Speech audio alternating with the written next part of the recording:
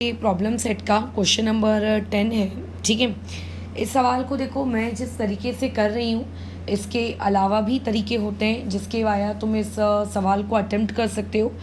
ज़रूरी नहीं है कि मेरे कराए हुए तरीके के अकॉर्डिंग आपको चलना है, चॉइस तुम्हारी है। ठीक है, बट अगर कुछ नया डिस्कवर करते हो तो एक बार चेक ज़रूर करवा लेना कि पता चले कहीं वो गलत ना हो करके। ओके, ठीक है। तो थोड़ा सा तुम लोगों को 9th क्लास की बैक हिस्ट्री में लेके जाती हूँ मैं। हम लोगों ने रेशियो एंड प्रपोर्शन वाला चैप्टर पढ़े थे, राइट? अच्छा, अब वो जो रेशियो एंड प्रपोर्शन का चैप्टर तुम पढ़े हो, उस चैप्टर में हम लोगों ने एक पढ़ा था, मतलब कि तीनों रेशियो में आप या दो रेशियोज अगर इक्वल हैं तो आप उसमें componendo, dividendo, etcetera etcetera type की प्रॉपर्टीज़ लगाते हो। यहाँ पे भी मैं कुछ उन्हीं प्रॉपर्टीज़ का यूज़ करूँगी। अच्छा, देखें ज़रा, यहाँ पे सबसे पहली इंफॉर्मेशन जो दी हुई है कि angle B and angle C of a triangle A B C. अच्छा, अब लेकिन यहाँ पे फिगर देखो, आपको गिवन स्टेटमेंट के इसमें कुछ भी नहीं लिख के दिया है। इस फिगर को देख के समझ में आ रहा है कि ये एंगल बाइसेक्टर है। इस वाले हिस्से को भी देखकर समझ में आ रहा है कि ये सी एक्स भी एक एंगल बाइसेक्टर है। तो तेज़ी से पहले एंगल बाइसेक्टर की प्रॉपर्टी में लगा लेती हूँ। तो स्टेटमेंट हम लोगों ने ले लिया, इन ट्राइंगल आप लोगों का क्या है, ए वाई बी। ए वाई बी में हम लोगों ने लिखा है कि बी एक्स जो है वो क्या है, आप लोगों का एंगल बाइसेक्टर है। किस चीज़ का एंगल बाइसेक्टर है वो तुम लोगों को लिखना पड़ेगा करके। ठीक है, is angle bisector of angle A B Y. तो therefore by angle bisector theorem, ठीक है, जो हम लोगों ने कल लगाना सीखा है, उस थ्योरम के अकॉर्डिंगली ये वाली चीज़ रेशो होगा आपस में इक्वल। किस चीज़ का रेशो होगा, जो साइड डिवाइड हो चुकी है, यानी कि ए एक्स अपॉन में एक्स वाई इक्वल टू में कितना हो जाएगा, ए बी अपॉन में कितना, बी वाई। ये हो गया आप लोगों का इक्वेशन नंबर 1। फिर वैसे ही सिमिलरली एक काम करते हैं, हम लोग दूसरा ट्राइंगल लेते हैं। दूसरा ट्राइंगल है ए वाई सी। ए वाई सी में जो आप लोगों का सी एक्स है, वो सी एक्स क्या है, एंगल बाइसेक्टर है। किस चीज़ का एंगल बाइसेक्टर है, ये वाली चीज़ मेंशन कर दो। तो वो आपका एंगल बाइसेक्टर है एंगल ए सी वाई का। ठीक है, तो देयरफॉर वहाँ से अगर मैं एंगल बाइसेक्टर थ्योरम को अप्लाई करूँ तो therefore by angle bisector theorem, देखो ये वाली चीज़ किसके बराबर आ जाएगी, ये आ जाएगा आप लोगों का ए एक्स अपॉन में एक्स वाई।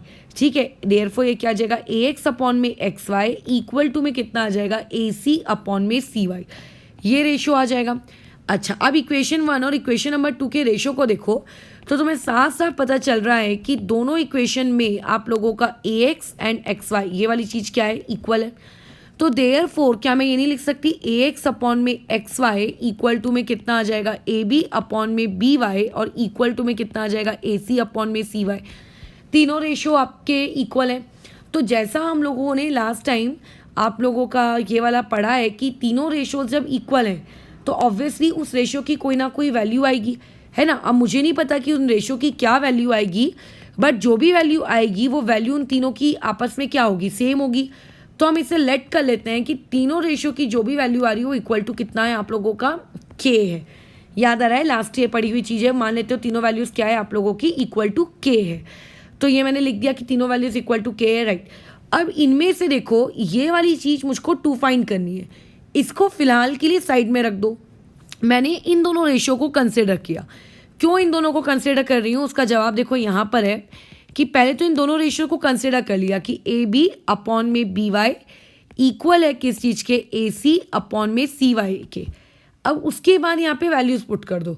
क्यों वैल्यूज़, क्योंकि हमें ए बी की वैल्यू पता है और ए सी की वैल्यू पता है, इसीलिए हमने ये दो रेशियो लिए थे, राइट। अगर मैं ये वाला और ये मतलब फर्स्ट एंड सेकेंड रेशियो लेती तो सिर्फ ए बी पता था, बाकी कुछ भी पता नहीं था। तो लेकिन इनमें वैल्यूज़ पुट करने से पहले अपन थोड़ा सा ना अल्टरनेंडो लगा लेते हैं। अल्टरनेंडो मतलब ये वाला ए सी आपका इधर आ जाएगा और ये जो बी वाई है इसको मैं यहाँ ऊपर भेज दूंगी। तो देयरफॉर ये देखो ये क्या बन जाएगा, ए बी अपॉन में ए सी इक्वल टू में ये कितना आ जाएगा, बी वाई अपॉन में कितना, सी वाई।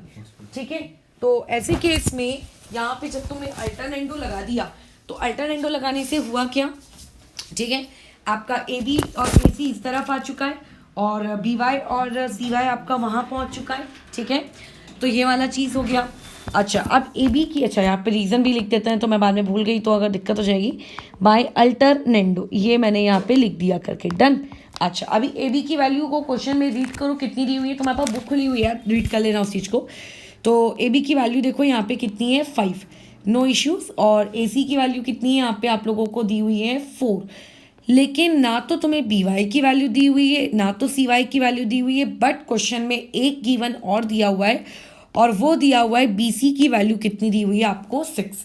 तुम ये सोचो, हमको चाहिए था BY और मुझको चाहिए था YC, तो BY और YC दिया ही नहीं है, उसके बदले में BC दे दिया है। तो कहीं किसी की अगर शैतानी खोपड़ी इस तरीके से चल रही है कि अपन दोनों को 3-3 ले लेते हैं या 2-4 ले लेते हैं या कोई भी मतलब पागलपन अगर करते हैं, तो ऐसा मत करना, आपको एग्जैक्टली उनकी वैल्यूज़ नहीं पता। तो ऐसे में देखो फिर हम लोग क्या कैसी अप्रोच लगाएंगे, इस रेशो में कंपोनेंडो अप्लाई कर दो। कंपोनेंडो क्या हो जाएगा कि 5 + 4 अपॉन में 4 आ जाएगा, है ना, इक्वल टू में क्या आ जाएगा BY अपॉन में YC अपॉन में CY। ये मैंने यहाँ पे क्या लगा दिया, कंपोनेंडो लगा दिया, रीजंस लिखना मत भूलना।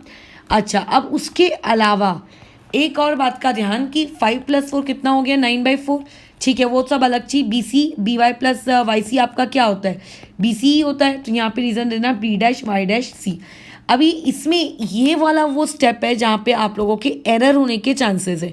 क्यों यहाँ पे एरर होते हैं, क्योंकि आप बाजू साइड में तो कंपोनेंडो लगा लेते हो बट उसके दूसरे साइड में कंपोनेंडो लगाना भूल जाते हो, ठीक है। तो ये हो जाएगा आपका 3/2 और BC की वैल्यू कितनी दी हुई थी, ये दिया था 6 अपॉन में CY। तो हम लोग यहाँ से क्या करते हैं, CY की वैल्यू ही कैलकुलेट करके निकाल लेते हैं कि CY आखिर आया कितना, ठीक है। तो तुम अगर यहाँ से CY की वैल्यू अगर कैलकुलेट कर लोगे, देख लेते हो मैंने कहीं कोई वैल्यूज़ वगैरह तो गलत पुट नहीं कर दी हैं।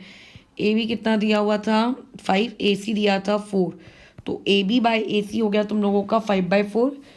अच्छा, और BC कितना दिया हुआ है एक बार चेक कर लेते हैं 6, ठीक है, यहाँ से कोई गड़बड़ तो नहीं है, ठीक है। तो यहाँ से CY की वैल्यू कितनी आ गई है तुम लोगों के पास, कैंसिल आउट कर लेना, यहाँ से CY की वैल्यू आती है 4, ये आ गई 4। अच्छा, अब हमें CY वगैरह तो निकालना नहीं है, हमें तो क्या कैलकुलेट करना है, AX अपॉन XY का रेशो। बट यहाँ देखो, AX अपॉन XY के रेशो की जो वैल्यू है और बाकी के जो ये 3 रेशियोज़ है इनकी भी जो वैल्यूज़ है, ये सारी की सारी वैल्यूज़ किसके बराबर हैं, के। मतलब अगर आपको एक भी रेशियो की वैल्यू पता चल जाती है तो वही वैल्यूज़ बाकी के दोनों की भी होगी। तो अभी मुझे CY मिल चुका है और AC तो ऑलरेडी गिवन था, तो AC/CY निकाल लेते हैं, ठीक है। तो कौन सी इक्वेशन थी वो, इसको कोई इक्वेशन नंबर नहीं दिया, इसको दे देते हैं 3, ठीक है। तो पहले तो AC अपॉन में CY को कैलकुलेट करो। AC आप लोगों को कितना दिया हुआ है वो पता होना चाहिए, तो AC की वैल्यू दी हुई है क्वेश्चन में 4। अच्छा, और CY की वैल्यू भी 4, ये कुछ एरर हो गई है, रुको देख लेती हूँ क्या कैलकुलेशन एरर हो गई यहाँ पे। पहले तो सबसे पहले रेशियोज चेक कर लेते हैं, AX अपॉन में XY, AB अपॉन में BY, AX अपॉन में XY और AC अपॉन में CY, ठीक है, यहाँ तक तो सही है। AB अपॉन में BY equal to AC upon में CY, ठीक है, यहाँ भी सही है सब कुछ। तो AB अपॉन AC ये आ गया इक्वल टू BY। AB कितना दिया हुआ है 5 + 4 9/4। अरे ये क्या कर दिया है मैंने, ये देखो, ये यहाँ पे क्या अंडा दे दिया है, ये 9 और 4 को पता नहीं मैंने कौन सी धुनी में काट दी एक्चुअल में, पता नहीं। तो यहाँ पे देखो एरर हुई है, ये 9/4 ही रहेगा। तो अगर तुम इस चीज़ का कैलकुलेशन करो तो ये 24/9 आ जाएगी CY की वैल्यू। अब पुट कर दो, तो AC की वैल्यू तुम्हें कितना दिया हुआ है 4, ठीक है, और CY की वैल्यू कितनी आ गई है 24/9। तो इस चीज़ का अगर कैंसिलेशन करोगे 4 × 1 = 4 × 6 = 9 एकदम ऊपर पहुंच जाएगा 9/6, तो ये वैल्यू कितनी आएगी 3/2। तो AC/CY की वैल्यू कितनी आ गई 3/2। अब जैसे हम लोगों को पता है कि जो एक रेशो की वैल्यू होगी वही वैल्यू आप लोगों के क्या होगी, बाकी रेशियोज़ की भी होगी। तो देयरफॉर AX अपॉन XY की वैल्यू भी कितनी आ जाएगी 3/2, ठीक है, बस खत्म। अगर कोई तुम लोगों को दूसरा तरीका भी पता है तो उससे भी अटेम्प्ट कर सकते हो, नो इश्यूज़, बट एक बार चेकिंग करवा लेना, ठीक है।